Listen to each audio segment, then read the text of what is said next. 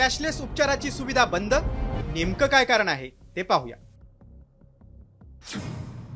1 September पासून रुग्णालयांकडून cashless उपचार सुविधा बंद करण्यात येणार आहे।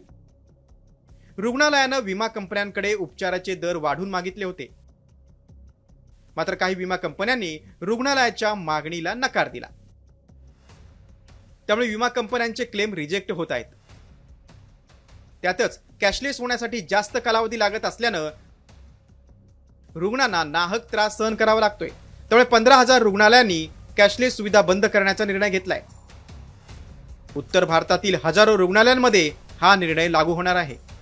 प्रीमियम वाढत चालला आहे। त्यांचं असं म्हणणं आहे की तुम्ही कस्टमरकडनं प्रीमियम घेतात आहे, त्या प्रीमियम घेतल्यानंतर तुम्ही ते प्रीमियम वाढल्यानंतर तुम्ही ट्रीटमेंटची कॉस्ट आमच्याबरोबर जी आहे ती काय वाढवत नाहीये। कारण की जो पण हेल्थ इन्शुरन्सचा कस्टमर एखाद्या हॉस्पिटल जातो तेव्हा त्याला एक प्राइसिंग दिलेली असते हॉस्पिटलला, त्या प्राइसिंग प्रमाणेच त्याला ते कोटेशन पाठवावं लागतं मेडिक्लेम कंपनीकडे आणि मेडिक्लेम कंपनी त्याप्रमाणे पाठवते। जर ओव्हर अँड अबव असेल तर कंपनी पास करत नाही। त्याच्यावरच सगळ्या हॉस्पिटल्स नाराज आहेत की तुम्ही प्राइसिंग पण वाढवा आमची। त्यामुळे हे सगळं न्यूज तुम्हाला आलेली आहे। दरम्यान आरोग्य विम्यातील कॅशलेस सुविधा बंद करण्यात आल्यानं विमाधारकांची चिंता वाढली। रुग्णालय आणि विमा कंपन्यांमधील या वादाचा फटका मात्र सर्वसामान्य रुग्णांना बसणार आहे। ब्युरो रिपोर्ट, साम टीव्ही न्यूज।